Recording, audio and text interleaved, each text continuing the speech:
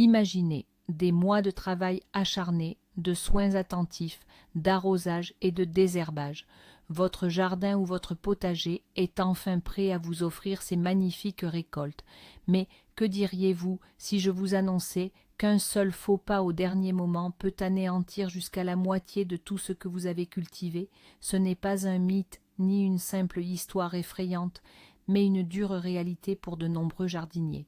Aujourd'hui, nous allons passer en revue le top 7 des erreurs de récolte, celles qui transforment souvent la victoire en amère déception. Et je vous promets que certaines d'entre elles risquent fort de vous surprendre. La récolte semble être le point culminant simple et joyeux d'un long processus. Dans les films, on voit des gens cueillir avec le sourire des pommes ou des tomates parfaites. Pourtant, derrière cette image idyllique se cache une véritable science. Nos ancêtres le savaient, récolter, ce n'est pas juste arracher un fruit de sa branche, c'est un rituel qui exige des connaissances et une approche méthodique. Le non-respect de ces règles peut transformer des fruits d'apparence juteuse en une masse pourrie en quelques jours à peine. Alors, la première erreur, et la plus insidieuse, concerne le temps. C'est un équilibre délicat entre la précipitation et le fait de trop attendre. On pourrait croire qu'un jour de plus ou de moins ne fait pas de différence. Quelle erreur! Penchons-nous sur la précipitation. Vous regardez votre tomate presque mûre et vous vous dites « je la cueille aujourd'hui, elle finira de mûrir à la maison, c'est plus sûr ». Ça vous dit quelque chose? C'est une énorme erreur. Un fruit cueilli trop tôt n'atteindra jamais son plein potentiel de saveur. Certes, il pourra prendre une belle couleur rouge sur le rebord de votre fenêtre, mais ce ne sera qu'une pâle imitation de la vraie maturité. À l'intérieur, il restera acide, herbacé et gorgé d'eau. Tous les sucres, les vitamines et les composés aromatiques sont accumulés par la plante dans les tout derniers jours de maturation, directement sur le plant. En le cueillant prématurément, vous vous privez volontairement de ce qu'il a de plus précieux à offrir. À l'autre bout du spectre, il y a le fait de trop attendre. Encore un jour, il sera encore plus sucré, vous dites-vous. Et voilà votre concombre si croquant, qui se transforme en un gros baril jaune à la peau dure et aux graines gigantesques. Quant à votre fraise juteuse, elle devient une purée molle qui risque de s'abîmer avant même d'arriver à la maison.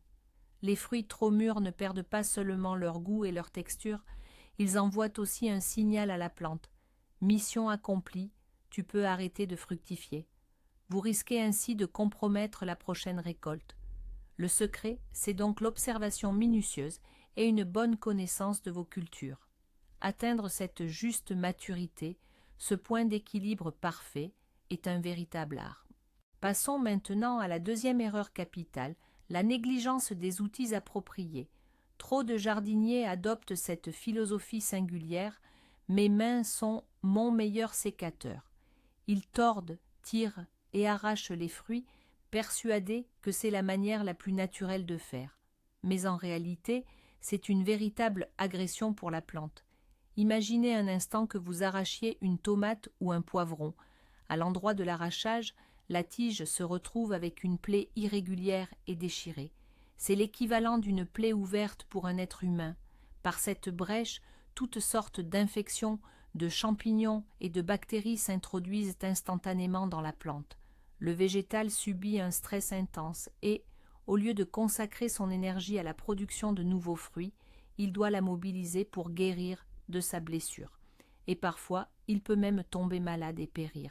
De plus, cette méthode endommage également le fruit lui-même. L'arrachage abîme souvent le point de fixation du pédoncule, provoquant des micro-fissures que vous ne remarquerez peut-être même pas. Pourtant, c'est précisément de là que le processus de pourriture commencera à se développer en 1 ou 2 jours. La bonne solution est d'utiliser systématiquement un outil bien aiguisé et, c'est capital, parfaitement propre. Un petit sécateur, une paire de ciseaux de jardinage ou même un couteau bien affûté suffiront. D'un geste franc et précis, vous réalisez une coupe nette et propre en laissant une petite queue aux fruits. La blessure infligée à la plante est minime et cicatrise rapidement, tandis que le fruit, lui, reste entier et intact, prêt pour une longue conservation. Ce n'est pas une fantaisie, mais une hygiène chirurgicale essentielle pour la santé de votre jardin. Le prochain point, souvent négligé par beaucoup, est le moment de la journée choisi pour la récolte. On pourrait se dire quelle importance de cueillir un concombre le matin ou en plein après-midi. Eh bien, la différence est colossale. Récolter en plein soleil, au zénith de la journée, est la pire chose à faire. Pensez à l'aspect de vos plantes par une chaude après-midi. Les feuilles pendent un peu, elles perdent de leur fermeté. C'est exactement ce qui se passe avec les fruits et légumes. Sous un soleil de plomb, la plante transpire énormément et les fruits deviennent moins juteux et moins croquants. Ils sont en état de stress. En les cueillant à ce moment-là, vous figez ce stress et votre récolte se conservera moins bien, flétrira plus vite. Le moment idéal pour la récolte de la plupart des cultures est tôt le matin, juste après que la rosée se soit évaporée. Pendant la nuit, les plantes se sont reposées, gorgées d'eau et rafraîchies.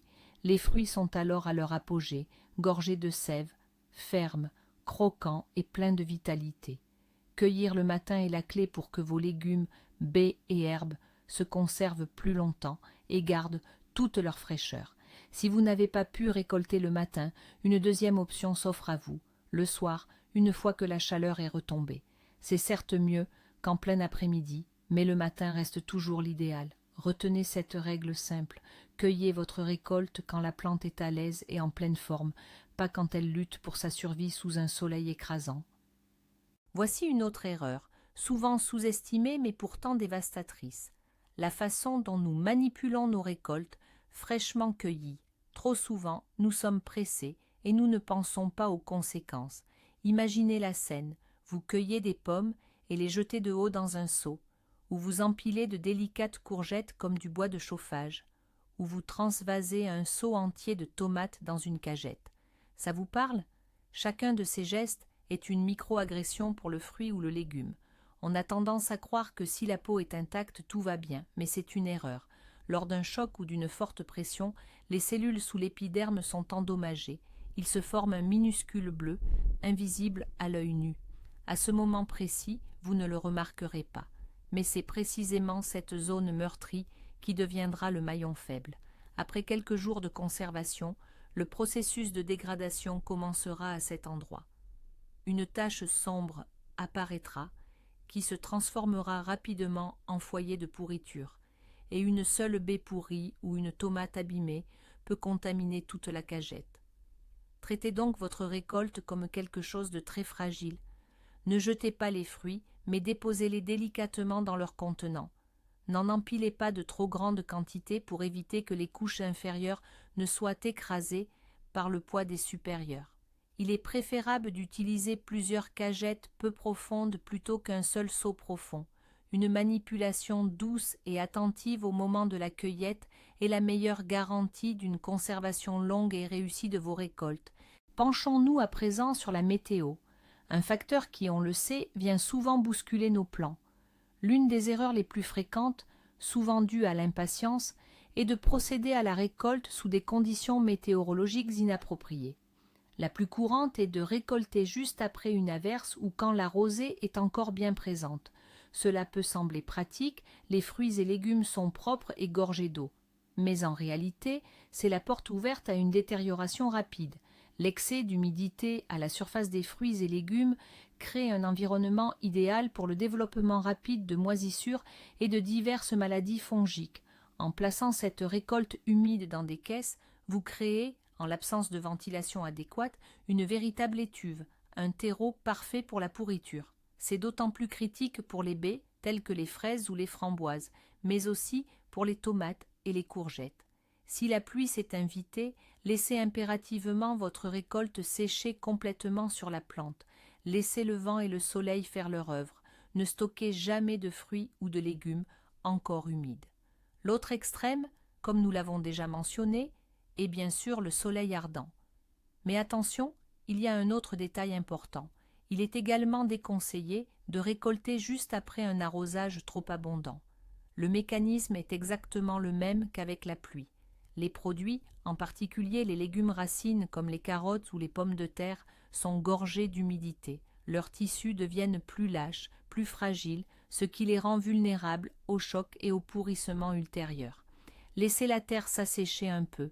La météo idéale pour la récolte est sèche, sans chaleur excessive et si possible légèrement nuageuse. C'est le secret pour garantir la santé et une longue conservation de vos légumes et fruits. Passons maintenant à la stratégie de récolte, et c'est là que beaucoup commettent une erreur majeure, souvent par l'envie de tout faire d'un coup. On appelle ça la récolte totale.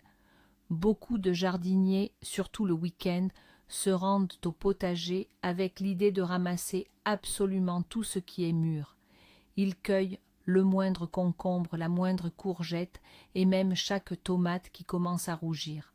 À première vue, cela semble logique.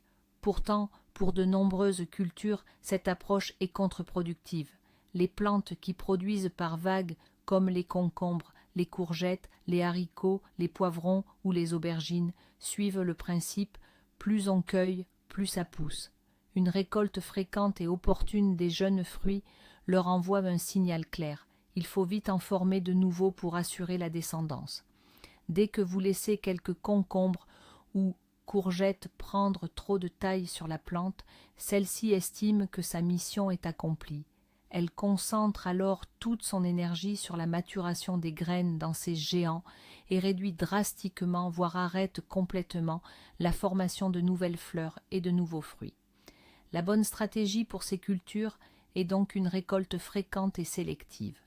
Parcourez vos rangs tous les 2 à 3 jours et ne cueillez que les fruits qui ont atteint leur taille optimale. N'hésitez pas à ramasser les jeunes concombres et les petites courgettes.